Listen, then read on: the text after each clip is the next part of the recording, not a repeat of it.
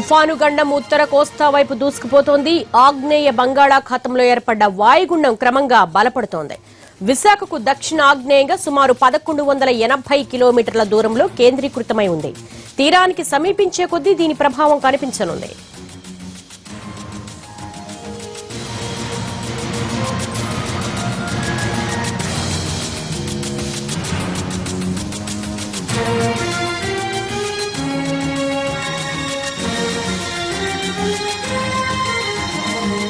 పంటలు చేతికందే వేళ ఏపీ రైతులను వాతావరణం కలవరపెడుతోంది.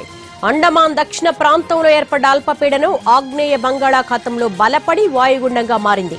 తొలి రోజు 150 కిలోమీటర్ల వేగంతో ప్రయాణించిన వాయుగుండం ప్రస్తుతం నెమ్మదిగా కదులుతోంది.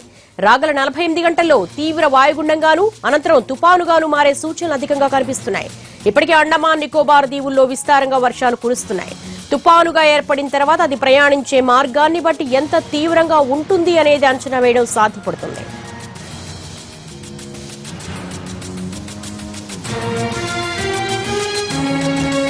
ప్రస్తుతం బంగాళాఖాతంలో బలపడుతున్న వాయుగుండం సూపర్ సైక్లోన్ కాబోతోంది అన్న అభిప్రాయాలు వ్యక్తమవుతున్నాయి.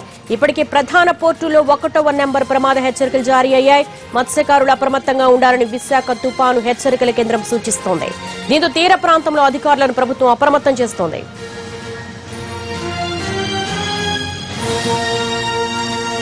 ప్రస్తుతం బంగాళాఖాతంలో బలపడుతున్న వాయుగుండంకి సంబంధించి విశాఖ నుంచి రవిచంద్రన్ అడిగి మరిన్ని వివరాలు తెలుసుకుందాం. రవి, వాతావరణ శాఖ అధికారులు ఏమంటున్నారు?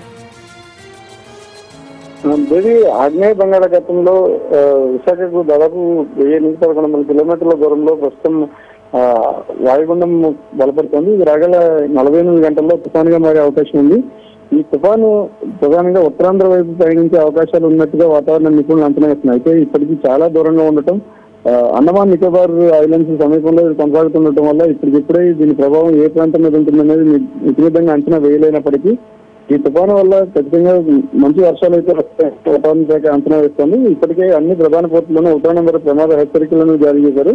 మత్స్యకారులు కూడా అప్రమత్తంగా ఉండమని హెచ్చరికలు అయితే జారీ అయినాయి. కానీ ఈ తుఫాను ఎలా ఉంటుందనే దాని మీద కొంత అటు వాతావరణ నిపుణుల్లో కూడా స్పష్టత రావాల్సింది. ఇది సూపర్ సైక్లోన్ గా మారుతుందని విదేశాలకు సంబంధించిన వాతావరణ నిపుణులు అంచనా వేస్తున్న క్రమంలో ఇది ట్రాపికల్ సైక్లోన్ గా ఉంటుందా లేకపోతే సూపర్ సైక్లోన్ గా మారుతుంది అనేది మాత్రం ఇప్పుడే క్లారిటీ రావడం లేదు. కానీ ఇది మాత్రం తీవ్ర వాయుగుండంగానూ తర్వాత తుఫానుగా మారుతుంది అనేది మాత్రం చాలా స్పష్టంగా వాతావరణ శాఖ చెప్తున్నమాట. దేవి. రైట్ రవిచంద్ర.